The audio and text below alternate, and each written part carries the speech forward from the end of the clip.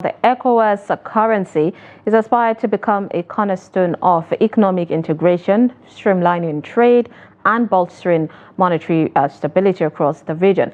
Plans have reached the advanced stage to launch the Economic West Community of West African States, the ECOWAS Single Currency Initiative, otherwise known as ECO.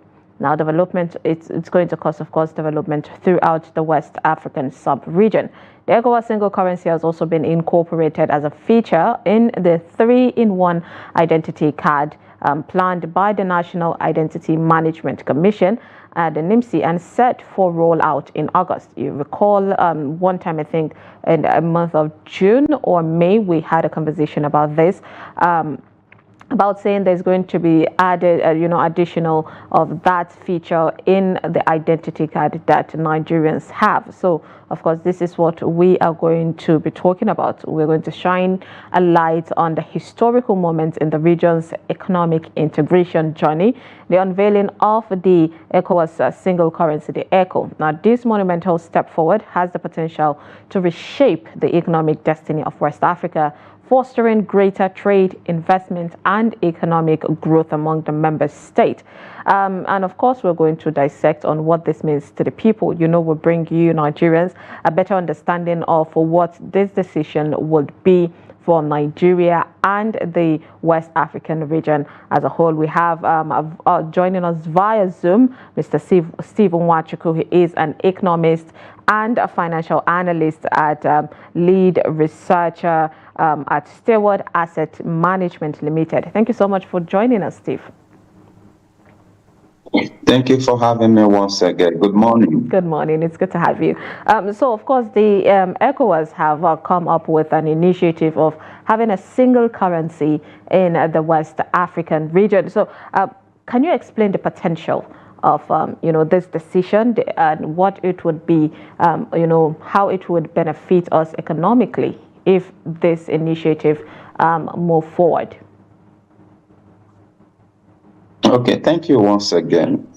The benefits lies on those very highlights that you actually read that has to do with to integrate the economic activities within the sub-region and also to foster business activities, to stabilize the monetary environment, and also to perhaps promote, like I said earlier, business activities in this area and reshape the landscape of economic activities. And that's we actually keep that boost we needed the regional bloc of the ECOWAS, and also to perhaps give a sense of unity among these sub-regional governments of 15 nation countries. So it will definitely foster business activities, streamline business activities, and make it even more faster, more ease. If we are talking about ease of doing business, this is what the currency, a single currency, will do to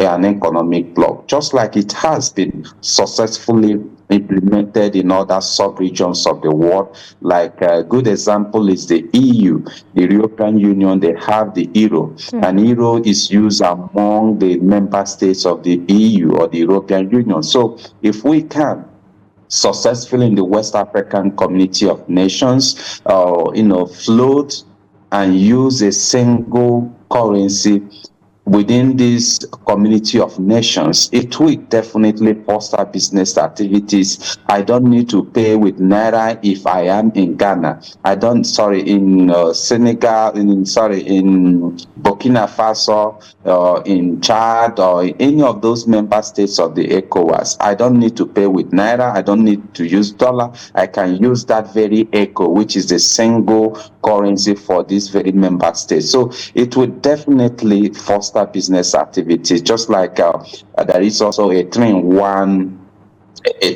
identity card, which is also planned to roll out, so that you can have a singular passport, have a singular identification that could foster these very business activities we are talking about. Like I said earlier, one thing that is basic about currency is a medium of exchange. In every economic and business activities, currency determines what will be used as that very confidence around the currency determines who you buy from and how you're going to settle business activities. And currencies serve another second leg of the function of the currency is the aspect of store of value. If we have a single currency within the member states of the ECOWAS, it will foster that very sense of understanding, sense of unity, sense of economic growth, and sense of integration of the member states. That we have a single currency that I'm freely, when I walk around these very member states, I can transact and settle transaction in this very one singular currency. It also gives that sense of unity, sense of integration. When I have a currency, I can store, I can keep, I can go to Burkina Faso and save, because I know that whatever I keep there has been secured. That sense of security or storage of value using currency is there. Then on the aspect of the economic integration, it gives that also that sense of understanding that whatever goods and services that are being sold or transacted among these member states, we foster these very activities. Like I said, the currency is a medium of exchange for settlements of business transaction. When it becomes seamless, that you don't need a US dollar, you don't need any other foreign currency to be able to settle your transaction. You have already made currency that can foster these business transactions among the member states. It will actually foster business and seamless business transactions among member states. Indeed. Talking about, of course, the US dollar and all of that, we've seen how the Nigerian currency, the naira, has lost its value basically, and at one point it was even considered one of the worst performing currency in Africa. So do you think, I'm asking this question for an average Nigerian who don't really understand the concepts of all of this, do you think that the naira would at least gain its value if at all this initiative of the ECO pushes forward?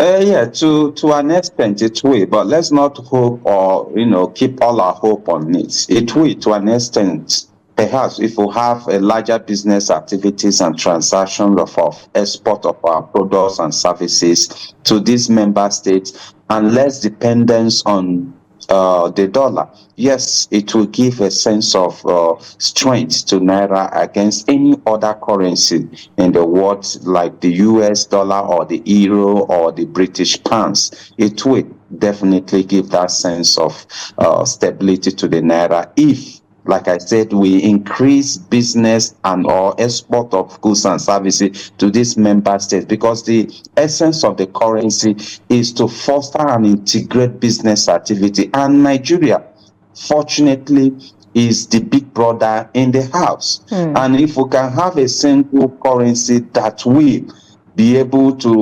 seamlessly fast roll the business activities among member states, and we are able, our manufacturers, our industry, we're able to seamlessly conclude transactions using the single currency of the sub-region, it will definitely reduce the over-dependency in settlement of foreign transaction with the US dollar and give naira a breathing space. Yes, it will, to an extent, it will, but it must be anchored on export of product, not just for the launch of itself, just not the main launch. You must export and have some levels of business transaction conducted among these member states. Like I said, the advantage is there for Nigeria because we are the big brother in the house. All right. So this, of course, has been a long dream of ECOWAS, to have the single currency, and it has taken a long time for us to get even to this point of passing the initiative.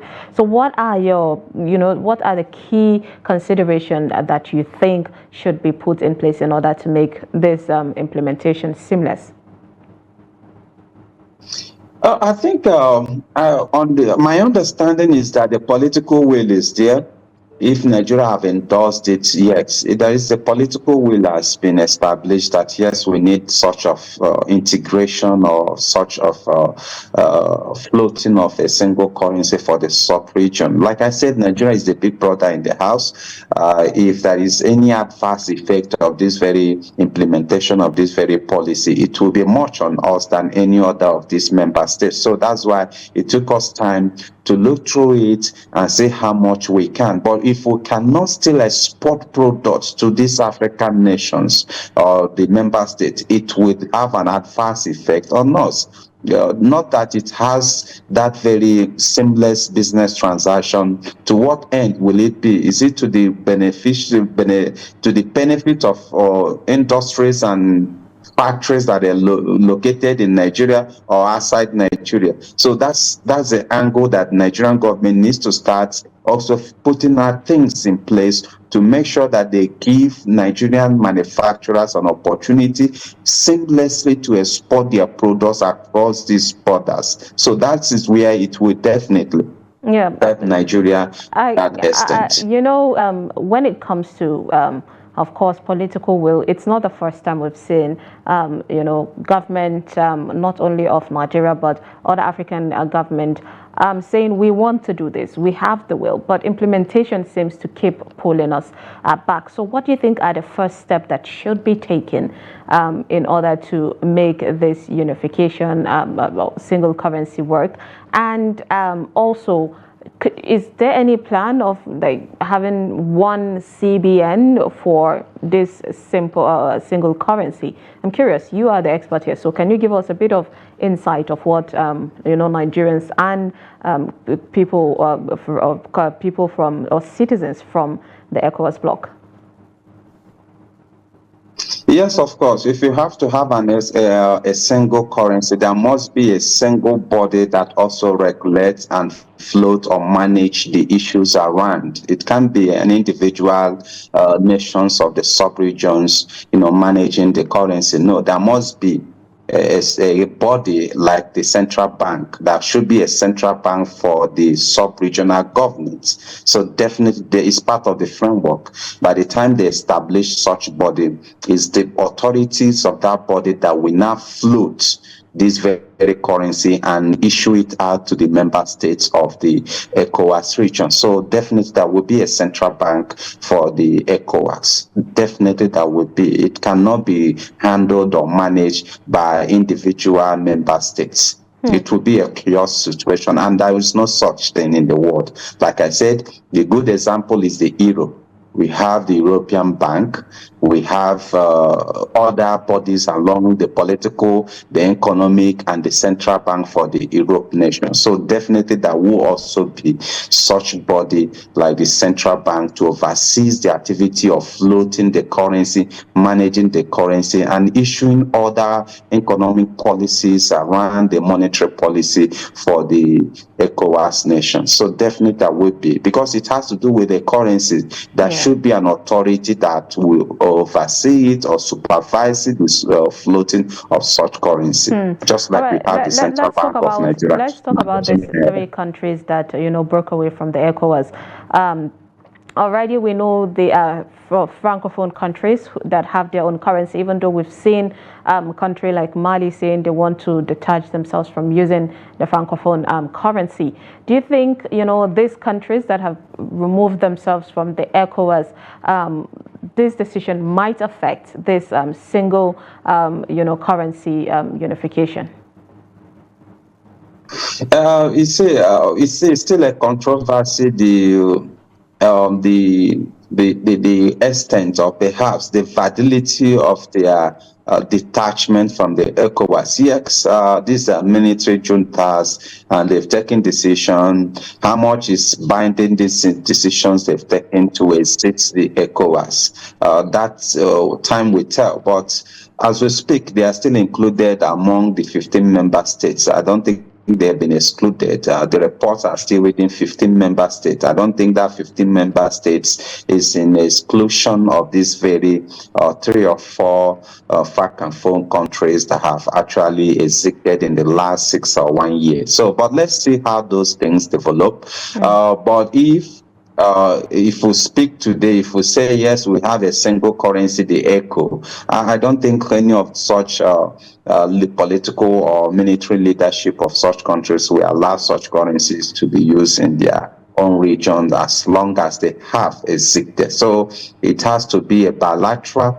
it has to be a regional bloc, because these are sovereign nations. So if they have, through whatever means, decided to leave the article or the memorandum or whatever bilateral that have been signed to bring them in, I don't think they are being forced to use such currency. So, like I said, it's still a developing situation to know actually if it maybe is as a result of the military activities and the reaction of the ECOWAS that made them said, okay, we are leaving this bloc because you are becoming hostile. You are trying to be influenced by the powers that be alongside the Europe nations and the America and the rest of them, that perhaps things that your junta activities is not welcomed, and perhaps you ought to be dealt with and all that. So I think they are just being reactionary. That's what I think. That's why I said let time tell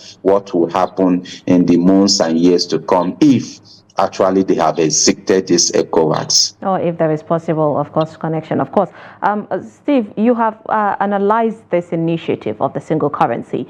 Is there potential risks in this decision, and if at all there is, how can these risks be mitigated? The most visible risks will be that if you have a single currency, you ought to put it in use. How do you put it in use? You put it in use if you have actually integrated economically.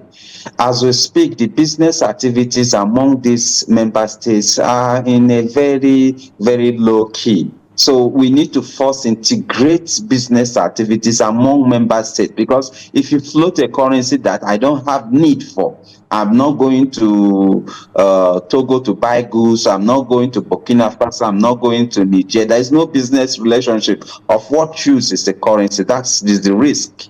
So there should be first and foremost improvement in business activities among member states. Then the currency will become a useful currency to the member states. So that is the risk it stands to. And it may also have other monetary related risk in the sense of valuations and settlements of transactions. If not well managed, it can also perhaps its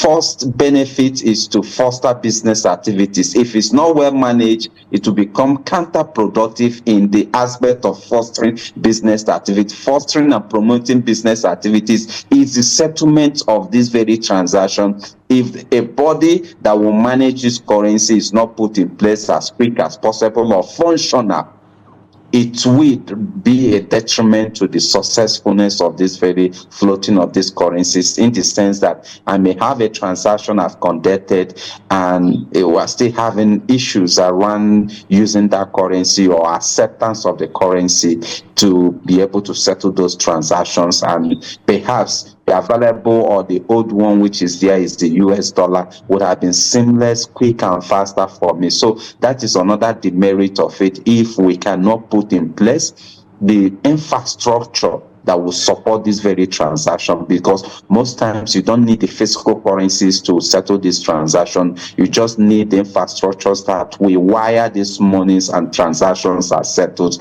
among the central banks of member nations and the ECOWAS central bank itself. So there should be some level of functional knowledge, functionality of these very bodies that would foster and promote the single currency itself. But if you don't put those things in place, it will deter. When it slows down business activities, when it hinders that seamless transaction, it will have a diverse effect in business transaction that will go among the member states. Yeah.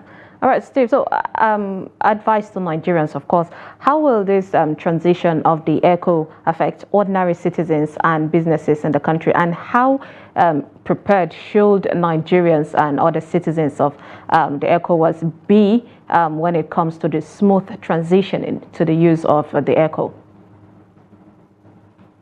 Oh, yes, it will. Like I said, it's for business integrations. It gives that sense of opportunities and open business transactions for the member states. As a Nigerian, as an entrepreneur who has one business or the other, you start starting for market among the member states because you now have a seamless way of receiving your payment. You are now free. I don't know if there are some limitations on the volumes of the currency you carry about. You can go to Benin Republic after your trade, you receive the ECO and you bag it in your bag. Depending the security of the transit area you are using, you come back to your state or you come back to your country. So it gives that sense of, oh, I can actually move my goods around this member states and receive payments automatically or receive payments seamlessly.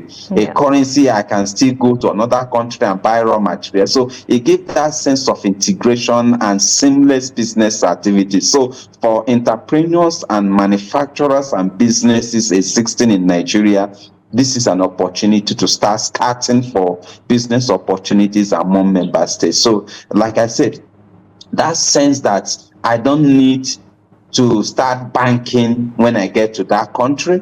My business or whatever I have, I can receive equivalent of payments in that very currency. I can decide to bank it. I can decide to have it raw and travel alongside with it. So that sense of seamless business transaction will actually create that opportunities among the entrepreneurs. So it's a good opportunity for Nigerians. Okay. Well, we just heard from the expert. Thank you so much, Steve Nwachukwu, for joining us to dissect this situation. Appreciate you. Always my pleasure. Thank you for having me. Of course.